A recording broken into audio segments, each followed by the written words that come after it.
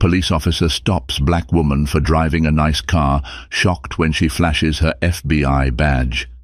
It started out as an ordinary drive home on a bright afternoon, with sunshine spilling across the polished hood of a brand-new Mercedes-Benz S-Class. But for Special Agent Amara Daniels, the day would be anything but ordinary. When red and blue lights appeared in her rearview mirror, a sinking feeling formed in her stomach. She'd done nothing wrong, yet here she was, pulled over, the officer's tone bristling with suspicion. Her only crime.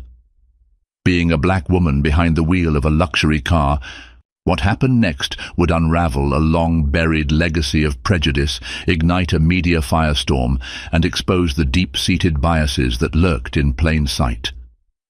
The day began just like any other for Special Agent Amara Daniels, with a cup of strong black coffee and a routine morning jog.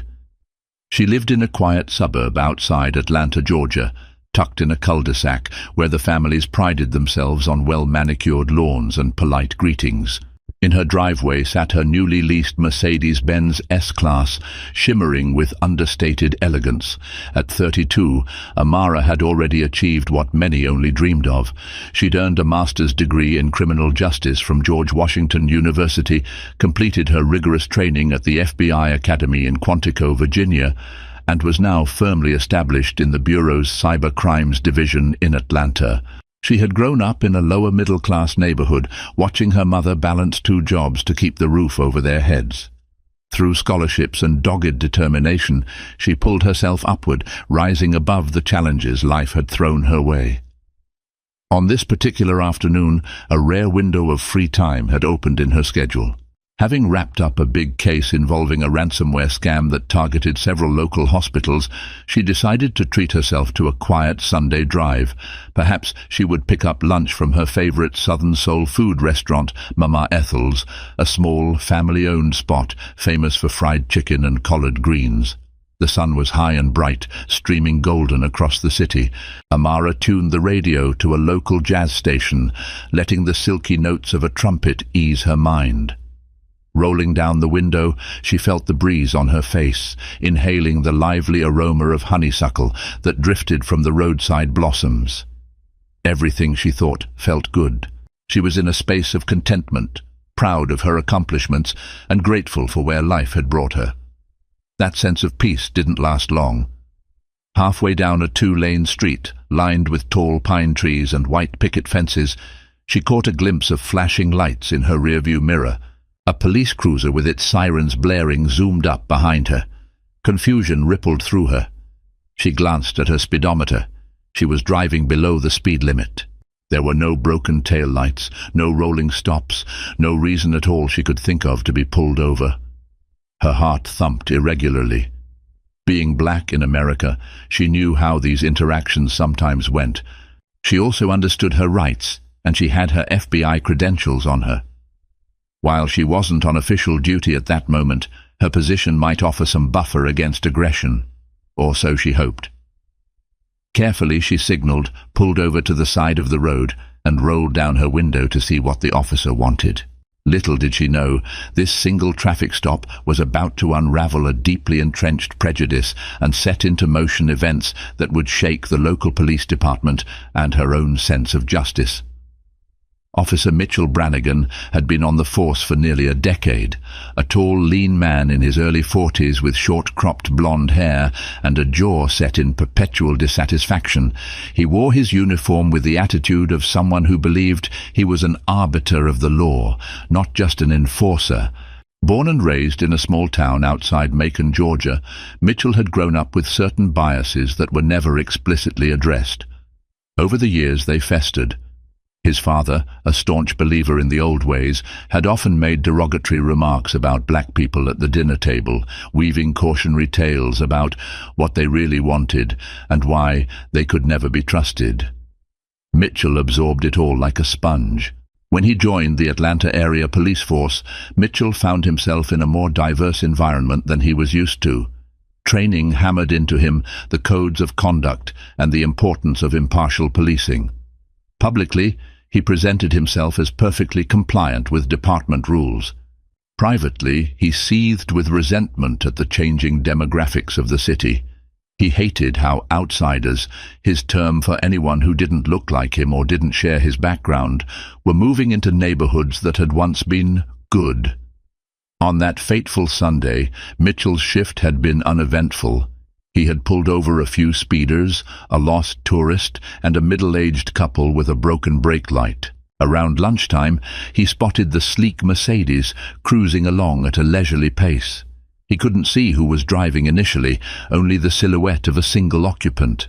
The car was brand new, too flashy, he thought, and his curiosity piqued. When he switched lanes and accelerated to catch up, he finally observed the driver, a black woman with stylish braids pinned up. Immediately, old prejudices sparked. In Mitchell's mind, that nice of a car plus a black driver equaled trouble. Perhaps it was stolen. Maybe it was purchased with drug money. He'd conjure up any reason to justify the suspicion. He didn't bother running the plates first. Instead, he switched on his lights and siren, certain he'd find an infraction.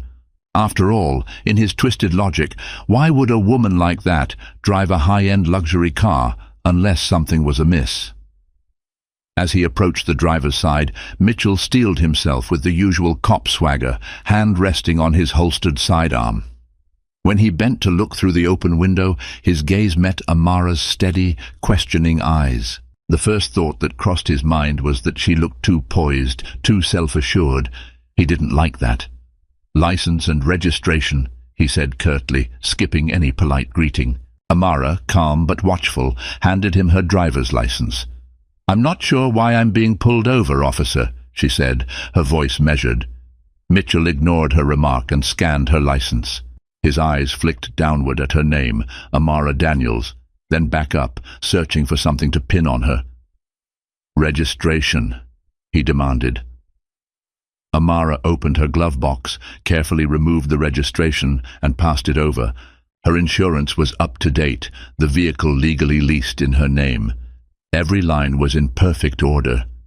Mitchell frowned, searching for the smallest discrepancy. "You have any idea how fast you were going?" he asked, even though his radar showed she was under the speed limit. "Under the limit, officer," she replied, eyebrows knitting together in confusion. He scowled. "You in a hurry to get somewhere?"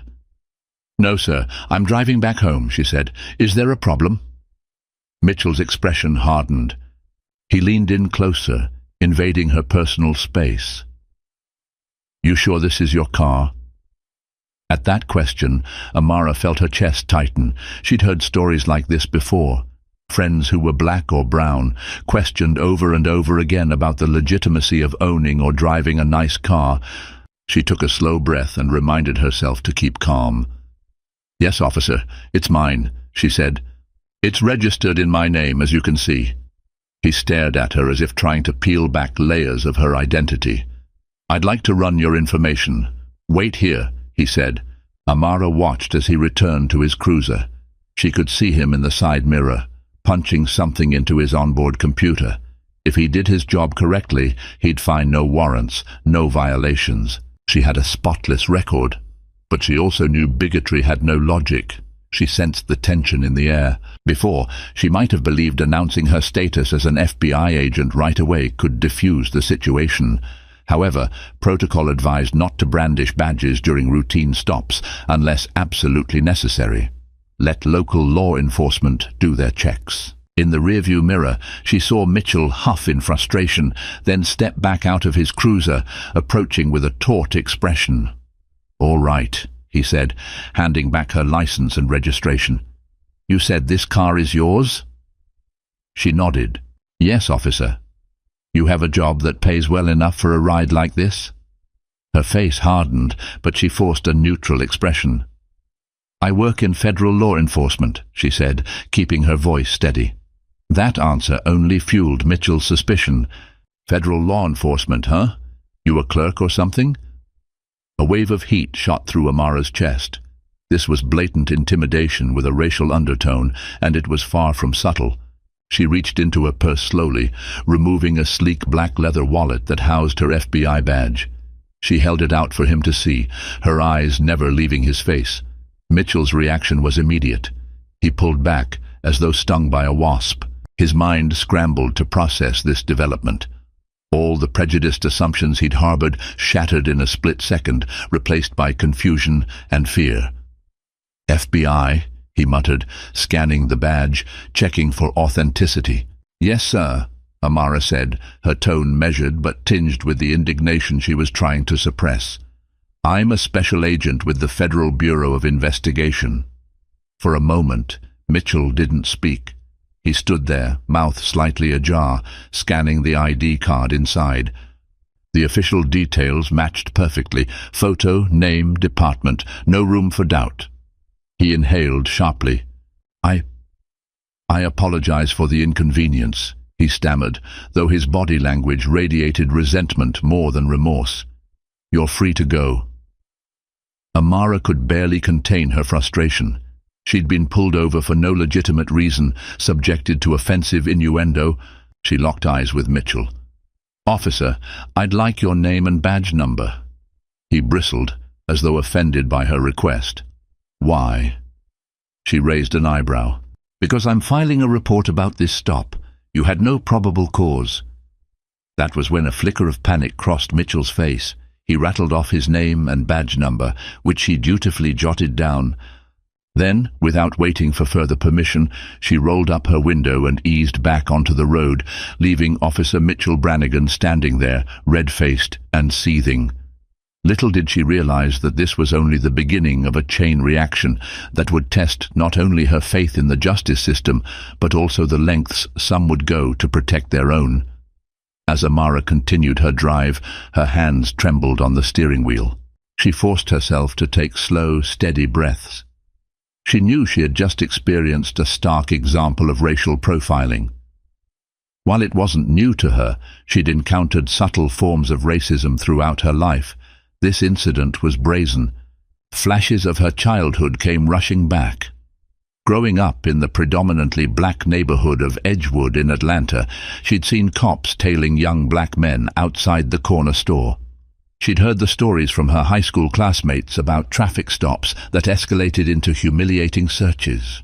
She'd watched her mother, a soft-spoken nurse, wearily explain that while most officers tried to protect and serve, some harbored views they refused to let go of.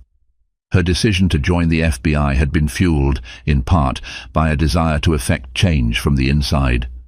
If more people of color, especially black women, were in positions of authority within law enforcement, perhaps they could shape the culture and weed out those who cloaked their prejudice in a badge. She had thrown herself into her studies, endured grueling physical training, and proven her competence time and time again. Yet here she was, facing the same old biases in broad daylight.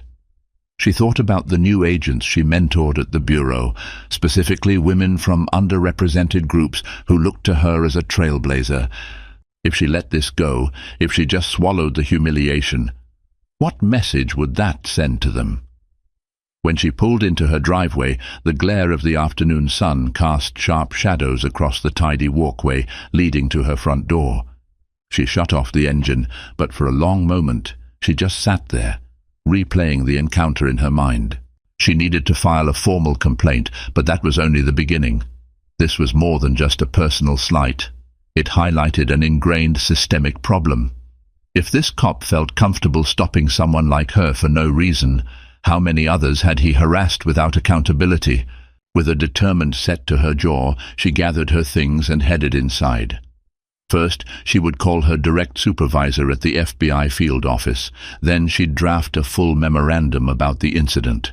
She wanted it on the record, official and unambiguous. Meanwhile, Mitchell Brannigan sat in his cruiser a mile down the road, the engine idling. His thoughts were a tangled mess of anger, fear, and a sense of betrayal, though he couldn't articulate why he felt betrayed. Logically, he had no reason to feel wronged. He was the one who had initiated a baseless stop. Still, the fact that Amara was an FBI agent shook him. Had it been anyone else, it would have been his word against theirs. Another statistic that might go unchallenged, but an FBI agent was a different story. She had influence, connections, and the authority to escalate matters. What if she reported him? He could be facing internal investigations, disciplinary action, or worst of all, losing his job. With a mortgage, credit card bills, and a daughter who wanted to go to college, Mitchell couldn't afford to be out of work. He drove back to the station, tension twisting in his stomach. That evening, sitting alone in his kitchen, he nursed a cheap beer and tried to calm the storm in his mind. His wife, Carrie, was away visiting her sister. He was glad for the solitude. He hated that he had to worry about someone pulling rank on him, particularly a black woman. The notion that she could be more powerful than he was struck a nerve he'd long pretended didn't exist. By midnight, he'd worked himself into a defensive frenzy. He decided if any official complaint came his way, he'd claim it was a routine stop, standard procedure. Maybe he'd say she was driving suspiciously or weaving in the lane. His body camera footage, however, posed a new problem. He'd have to figure out a way to spin it or claim it malfunctioned. He stared at the unopened second can of beer. It was going to be a long night, and possibly a much longer battle ahead. Amara made sure she documented every detail of her encounter. The precise time, location, statements exchanged, and most importantly, Officer Brannigan's badge number and name. She typed it up in a concise but thorough narrative, emailed it to her supervisor at the FBI, and also sent a copy to the local precinct's Internal Affairs Division. Her supervisor, Assistant Special Agent in Charge, ASAC, Linda Nguyen, was quick to respond. The message read, "Amara, thank you for bringing this to my attention. I commend your decision to report this incident. Our office takes these matters seriously, and we will support you through the proper channels. Let's stay in touch about any developments. Linda." With that, Amara felt a small surge of reassurance. She wasn't alone in this. She had the backing of her department. Even so, she braced herself for the possibility that her complaint might rattle cages. Local law enforcement agencies and the FBI sometimes had strained relationships, particularly when sensitive issues like racial profiling came to the forefront. 2 days later, she received a call from the head of internal affairs at the local police department, Lieutenant Jason Hammond. His tone was polite but distant. "We appreciate your report, Special Agent Daniels. Our department maintains a zero-tolerance policy for discrimination. We'll be reviewing the body camera footage and dashcam recordings, and we may request a statement from you at a later date." She thanked him, though she detected a careful neutrality in his words. If they did indeed have the footage, that might be enough to confirm her account. Then again, she'd heard stories of videos mysteriously going missing or being corrupted. She decided to give them a fair chance. That same day, she texted a friend of hers, Special Agent Roberto Sandoval, an old classmate from Quantico who now worked in FBI Internal Affairs. She asked for any advice on handling potential pushback from the local police department. "Roberto, good to hear from you. As for your situation, keep everything documented. If they try to discredit you, having a paper trail and immediate reporting of events is crucial. Don't engage in any heated confrontations. Let them make the moves. We'll respond professionally."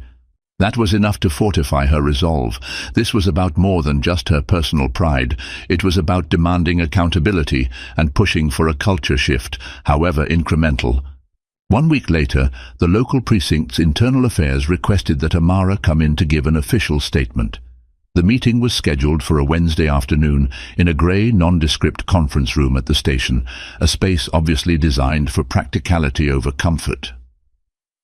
Lieutenant Hammond, a tall man with thinning grey hair, sat across from her with a manila folder. He introduced 2 other individuals, Sergeant Beverly Fisk, a middle-aged woman with kind eyes, and a departmental attorney named Patrick Wilkinson. "Special Agent Daniels," Hammond began, "we appreciate your cooperation. We're gathering all relevant information about the stop. Officer Brannigan has submitted his own account, but we want to cross-check everything.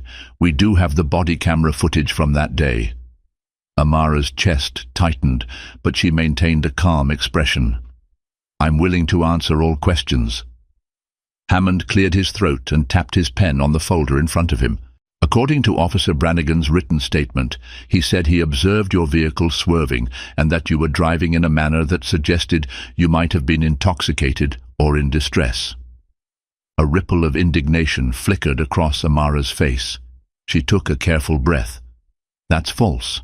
I was not weaving or driving erratically. He never performed any sobriety test, nor did he ask if I needed medical assistance. Hammond nodded, seemingly impassive. We do have the dashcam footage from the cruiser, which appears to show your car in a straight path. There's no sign of swerving. Sergeant Fisk chimed in, her voice soft but firm. Yes, we've reviewed that portion. We found no evidence to support his claim of erratic driving. Amara studied their expressions, trying to gauge if they were being genuine or merely playing the roles of impartial investigators. Now, Hammond continued, there is also audio from the body camera. Would you like to hear it? Yes, she said resolutely. Hammond played the recording. Most of it matched exactly what she had reported. Brannigan's curt tone, the suspicious questioning, the thinly veiled challenge regarding whether the car belonged to her. Amara was grateful the device had apparently captured every word. Then came the moment that made her jaw tighten. Right after she handed him her license and registration, Brannigan muttered under his breath, "This is probably stolen. No way she can afford that." It was low, but clear enough to be heard. Lieutenant Hammond paused the audio. The room was silent for a moment, a collective awareness hanging in the air. Amara kept her gaze on Hammond. "I believe that speaks for itself." Hammond pursed his lips. "Yes, it does." Attorney Wilkinson scribbled notes on a yellow pad, his brow furrowed. Amara felt the tension. At least one piece of damning evidence was on record. "We'll be continuing this investigation," Hammond said, folding his hands. "Officer Brannigan will be placed on administrative leave, pending the outcome." Amara nodded, relieved that something was happening, but aware that it might just be the beginning. "I trust you'll do what's necessary," she said. "We will," Sergeant Fisk replied, her voice earnest. "Thank you for your time, Special Agent Daniels." With that, Amara left the precinct. As she stepped into the bright daylight, a swirl of relief and cautious optimism filled her. It looked like the department might actually be taking this seriously, yet she knew from experience that internal investigations could be slow and sometimes inconclusive. Nonetheless, the body camera footage was hard evidence. If everything proceeded with integrity, there would be consequences for Brannigan. While the investigation churned in official channels, other forces were at work behind the scenes. Mitchell's wife, Carrie, had returned home from her sister's place to find him sullen, cooped up in their living room, and uncharacteristically quiet. "What's wrong, Mitch?" she asked, noticing the half-empty bottle of whiskey on the coffee table. He grunted. "Work trouble." She sat down beside him, pressing gently. "What happened?" He finally relented and told her about the traffic stop, though he omitted his own racial bias. Instead, he spun it as if he had valid suspicions about the vehicle. Carrie, who'd grown up in a more liberal household, looked skeptical. "You're on administrative leave?" she asked quietly, scanning his face. He nodded, eyes darting away in shame. "Yeah, pending an internal review." Carrie exhaled. "Mitchell, did you really have a reason to pull her over?" He snapped. "I had my reasons." His voice cracked with defensiveness, his eyes blazing. "Don't I get the benefit of the doubt? I'm a cop. I see suspicious things every day." "But if she's an FBI agent—" "Exactly," he interjected. "She's got a big name behind her, so she can cause trouble for me, even if I was doing my job." Carrie was silent. She thought of their 15-year-old daughter, Haley, who was upstairs doing homework. If Mitchell lost his job, how would they pay the bills? Pay for Haley's college? "Maybe we should get a lawyer," Carrie ventured. He sighed. "I already talked to the union rep. They said to keep quiet until Internal Affairs completes their investigation." Carrie rested her hand on his. "We'll figure this out." But her voice was uncertain, and for the first time, Mitchell sensed she might be questioning his version of events.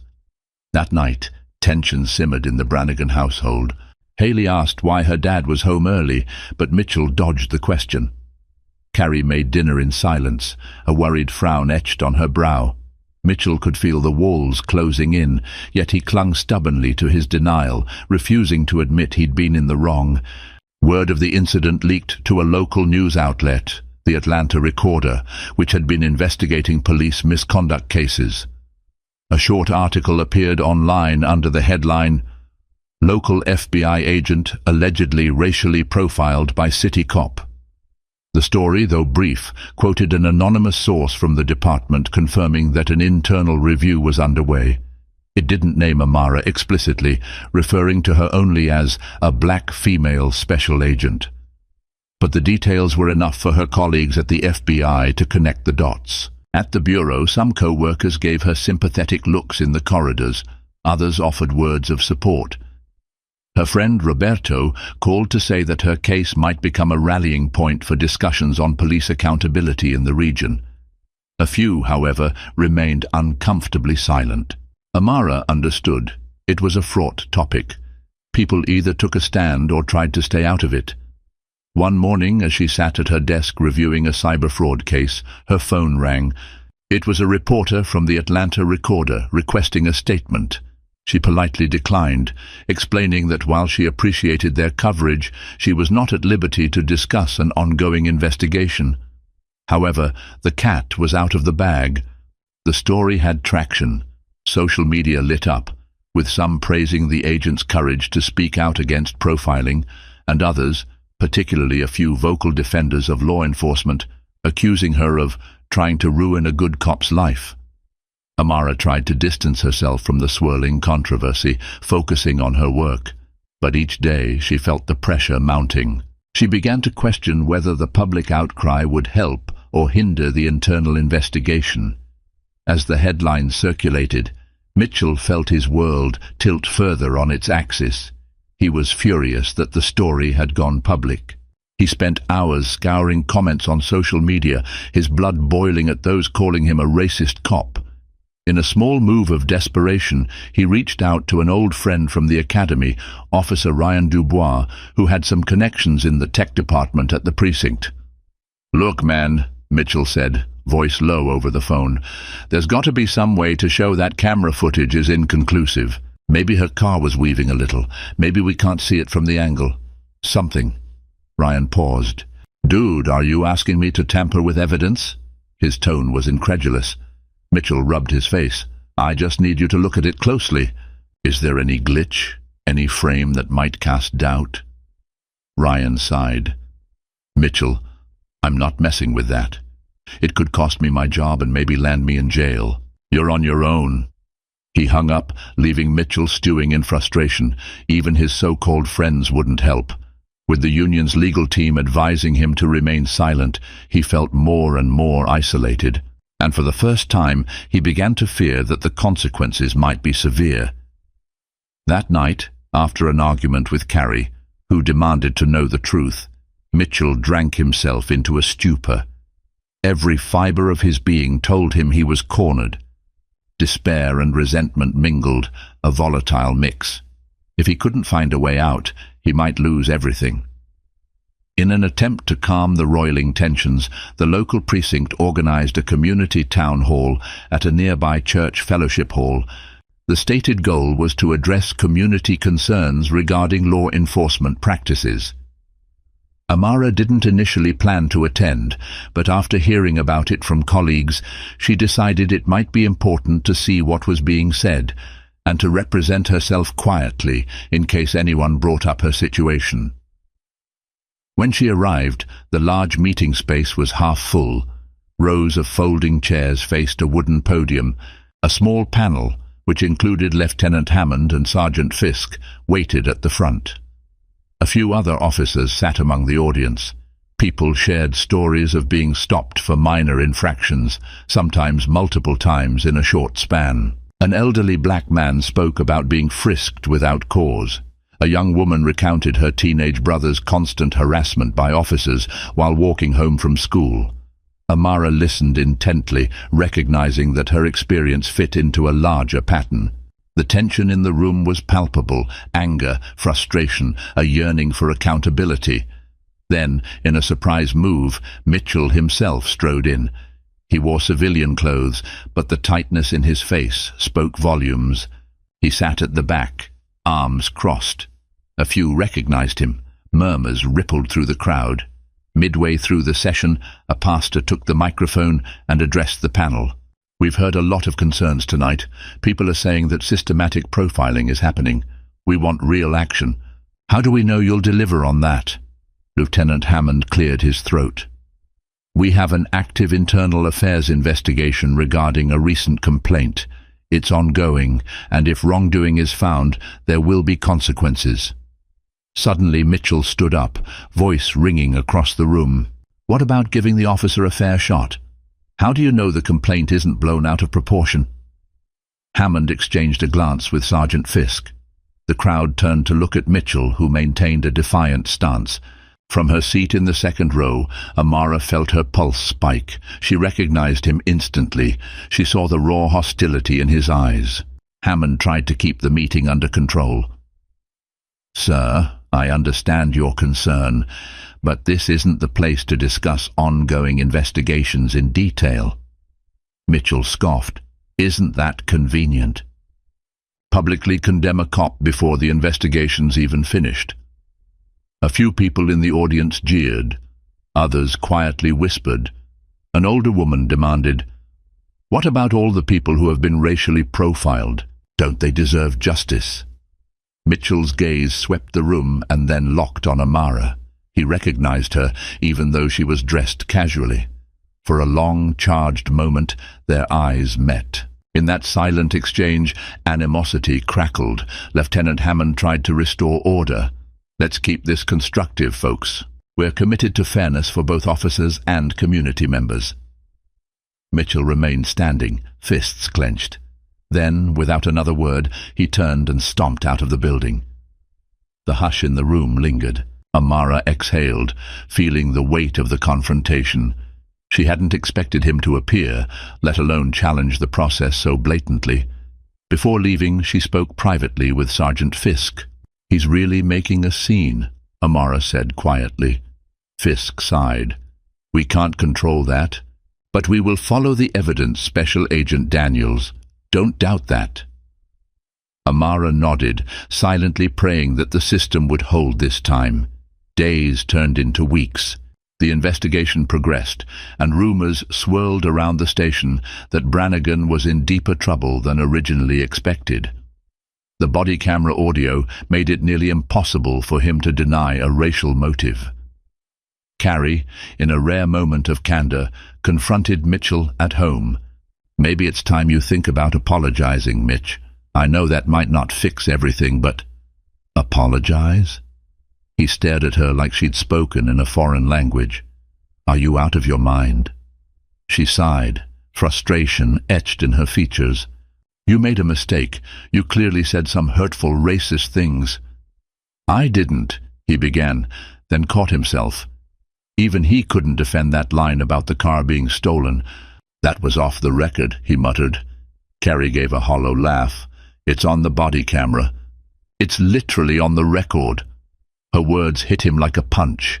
He looked away, guilt and anger wrestling in his eyes. In the silence, he thought back to how he'd grown up, the casual slurs tossed around at family gatherings. It had always felt normal. Until now. Haley came downstairs at that moment, sensing the tension. "What's going on?" she asked, voice trembling. Carrie shook her head, forcing a smile. "Nothing, sweetie. Just grown-up stuff." But Haley wasn't convinced. She turned to her father, eyes filled with quiet confusion. "Dad, are you in trouble at work?" Mitchell stared at his daughter's worried face, feeling a pang of regret. He had no words. He just nodded. Without another word, Haley pivoted and went back upstairs. The door to her room clicked shut, leaving the house in oppressive silence. Carrie stared at Mitchell, her expression a mixture of pity, concern, and disappointment. That night, Mitchell barely slept. The possibility of losing his job and fracturing his family weighed on him. Yet he couldn't bring himself to accept that he was in the wrong. Something in him bristled at the notion that a black woman, and an FBI agent no less, could upend his life simply because he'd voiced what he'd believed all along. He lay awake, staring at the ceiling, his heart pounding with a mix of dread and defiance. After many weeks of interviews, evidence review, and heated discussions behind closed doors, Lieutenant Hammond summoned Mitchell to the station. He was ushered into the same grey conference room where Amara had given her statement. Seated at a long table were Hammond, Sergeant Fisk, and the departmental attorney. A second table faced them, a single chair for Mitchell. The atmosphere felt like a courtroom, tensions taut in the stale air. Hammond cleared his throat. "Officer Brannigan, our internal affairs investigation has concluded. We've reviewed the dash cam footage, the body camera audio, and statements from both you and Special Agent Daniels, as well as from witnesses." Mitchell's palms were sweaty against his thighs. "Yes, sir." Sergeant Fisk slid a piece of paper toward Hammond. Hammond read from it, voice clipped. "We find that you initiated a traffic stop without probable cause. The audio recording confirms that you made racially biased statements. This conduct is in direct violation of departmental policy, as well as ethical standards of law enforcement." Mitchell tried to keep his face neutral. Inside, adrenaline surged. "As a result, we are recommending termination of your employment," Hammond stated flatly. "Furthermore, the case may be referred to the district attorney's office to examine if any civil rights violations occurred." For a moment, the room spun around Mitchell. Termination. He opened his mouth, but no words came out. Finally, he managed to choke out, "This is a mistake. I've served for 10 years. I have a family." Sergeant Fisk's gaze was steady, almost sympathetic. "We recognize your years of service, Officer Brannigan, but the facts are the facts. We cannot allow this type of behavior to go unaddressed." Hammond folded his hands. "You have the right to appeal the decision. You can also consult with your union rep. But as of now, you're officially relieved of duty." Mitchell's ears rang. He saw no point in continuing the meeting. He stood up abruptly, nearly knocking over the chair. "This is insane," he spat, voice shaking. "I did my job. She's the one making a big deal out of nothing." Hammond stood as well, face stern. "That's enough, Officer Brannigan. We're done here." As Mitchell stormed out, the door slamming behind him, a heavy quiet enveloped the conference room. Sergeant Fisk sighed, shaking her head. No one seemed particularly triumphant, just resigned to the necessity of the decision. Outside, Mitchell barreled through the hallway, ignoring curious stares from colleagues.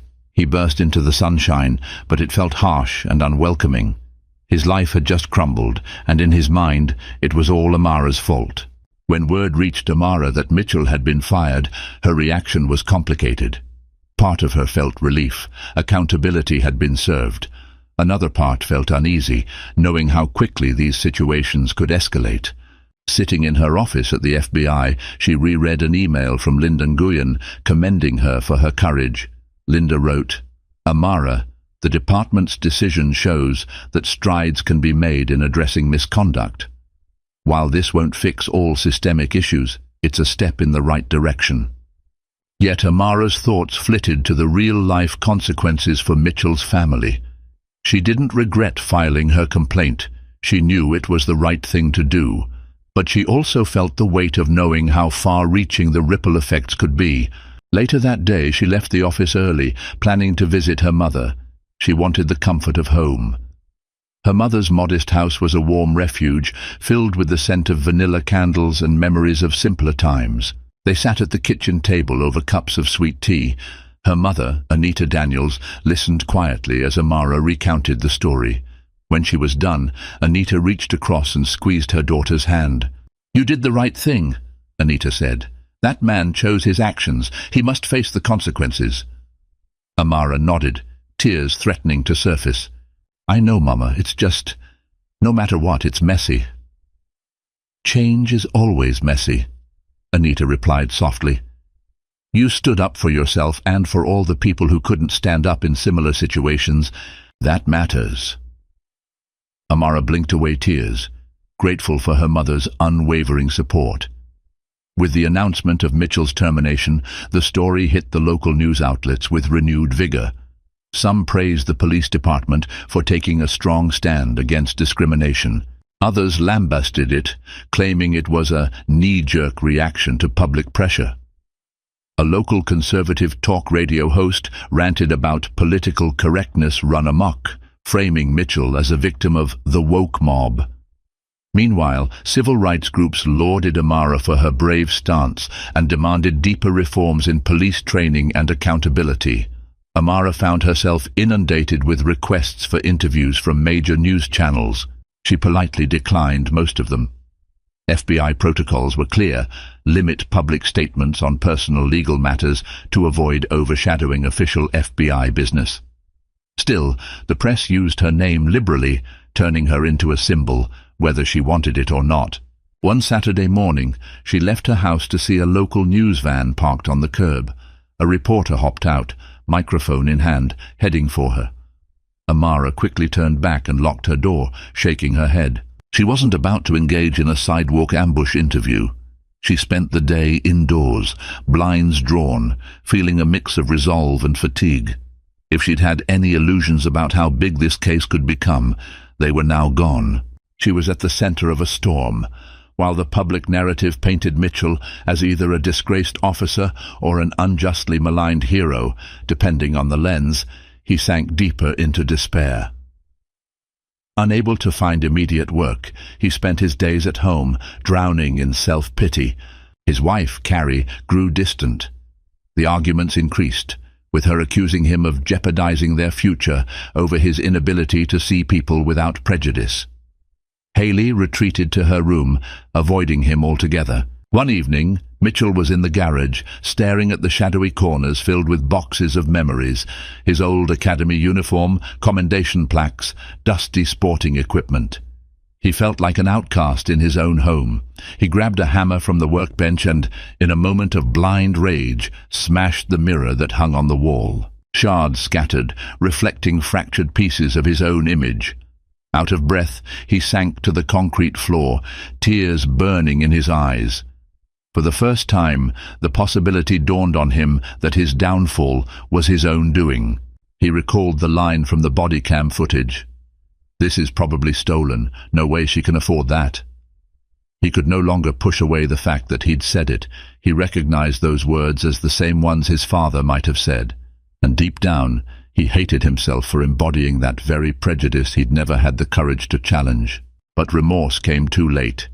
Even if he wanted to make amends, there was no guarantee it would change anything. He sat there for a long time, darkness closing in, the shattered mirror echoing his own broken pride. A few weeks passed, and life began to settle into a new normal. Amara continued her work at the FBI, throwing herself into her cases.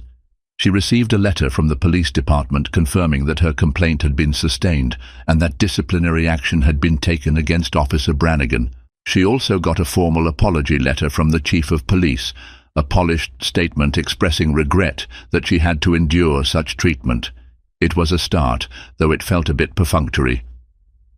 One afternoon, she found a handwritten envelope in her mailbox at home.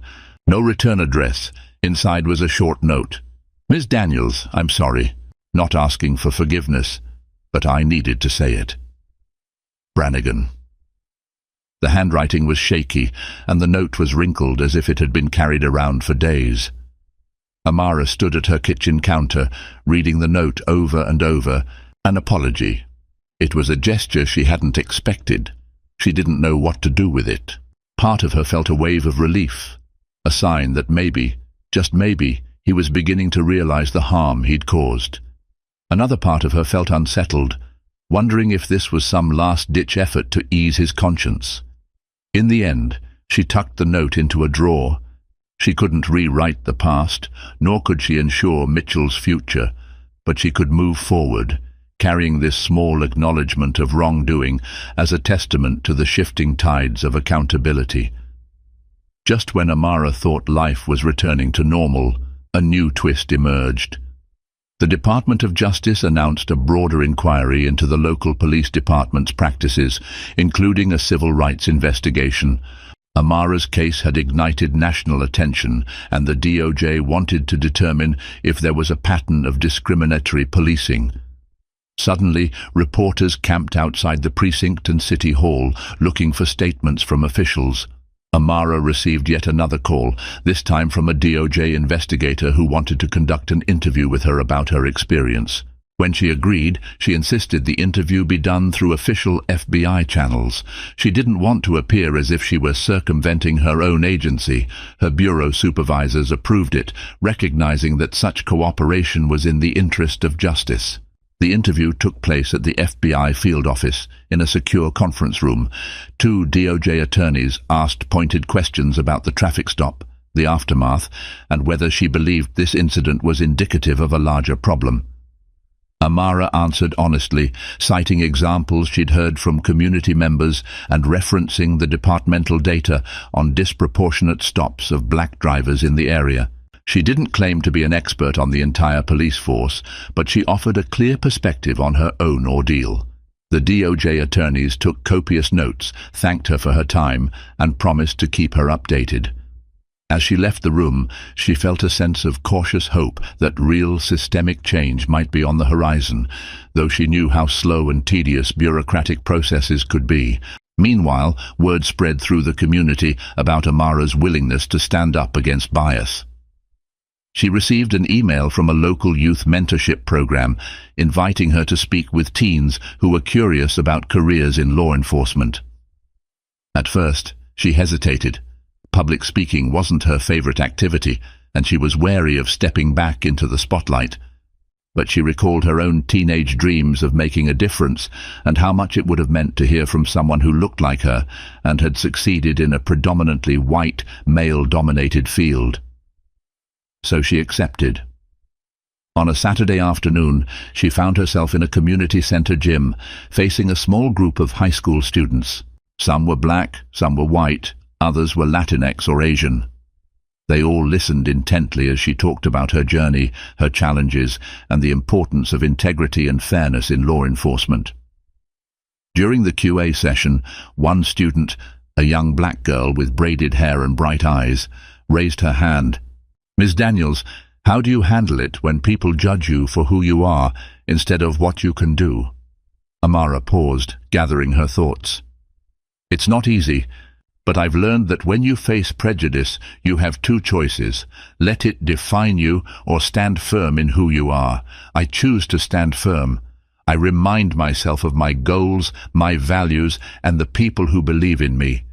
And I use every opportunity to prove those biases wrong." The applause that followed warmed her heart. In that moment, she realized that her ordeal with the traffic stop had given her a powerful story to share, one that might inspire others not to back down in the face of injustice. For Mitchell, the fallout continued. The departmental termination was only the start. With the DOJ investigation looming and a potential civil rights lawsuit in the works, he found himself under a microscope. When reporters discovered he'd been the focus of multiple previous complaints that never reached formal discipline, it tarnished his image even further. He tried applying for jobs at private security firms, but each time his past came up. The line about, "This is probably stolen, no way she can afford that," was all over the internet, a digital stain he couldn't scrub away. Doors slammed shut in his face. His marriage suffered a final blow. Carrie, exhausted by the emotional strain and fearing financial ruin, took Haley and moved in with her parents temporarily. Mitchell was left alone in their house, the mortgage looming over him. One day, as he was collecting the mail, he found an eviction notice taped to the front door. His chest felt hollow. In a single downward spiral, he had lost his career, his reputation, and now his family home. He knew people in the neighborhood whispered about him. Some eyed him with pity, others with scorn. The local paper ran an in-depth feature on the police department's culture of bias and highlighted Mitchell's case as a prime example. In a dark corner of his mind, he recognized this as karma, retribution for the years he'd spent wielding authority with prejudice. Still, he couldn't fully own it. Pride refused to let him see himself as the villain, but life had a way of forcing lessons. Late one evening, he found himself rummaging through old boxes. He stumbled upon an old photograph of his academy graduation, him in uniform, beaming with pride, arm around a black colleague he had once called a friend.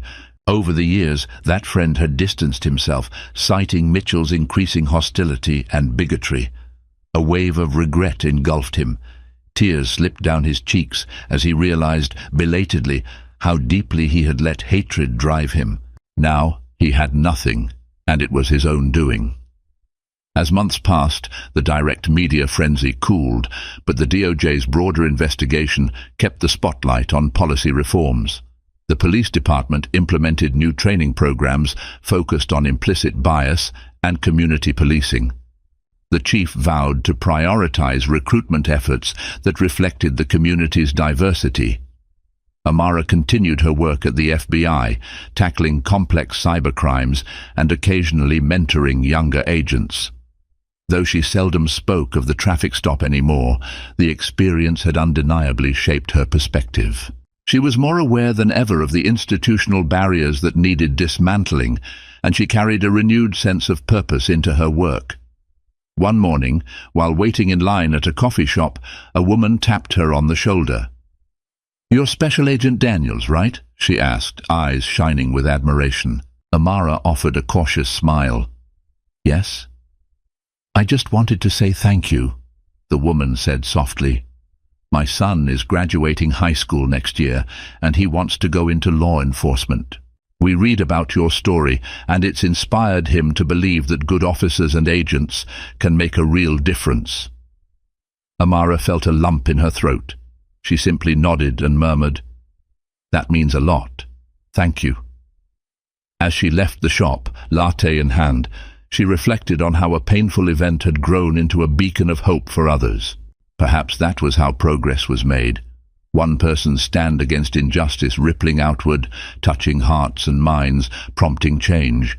Indeed, the story didn't end with a single traffic stop. It continued in the conversations sparked, the policies re-evaluated, and the personal transformations that followed. Amara Daniels had faced prejudice head-on, exposing a system's cracks, and in doing so, she had helped create a space where accountability could flourish. That was the legacy she carried forward. And so, we come to the end of this story, a story that reminds us how a single moment can uncover the hidden biases we carry and force a reckoning that's long overdue. Special Agent Amara Daniels took a stand not only for herself, but for everyone who has ever been judged by the color of their skin instead of the content of their character. Her courage pushed a police department to confront its shortcomings and propelled a broader conversation on civil rights. If this story resonated with you, please take a moment to like, share and subscribe to this channel. Your support helps us continue shedding light on stories that spark dialogue and inspire change. Spread the word, and let's keep the conversation going, because progress is only possible when we stand up, speak out, and hold each other accountable. Thank you for watching.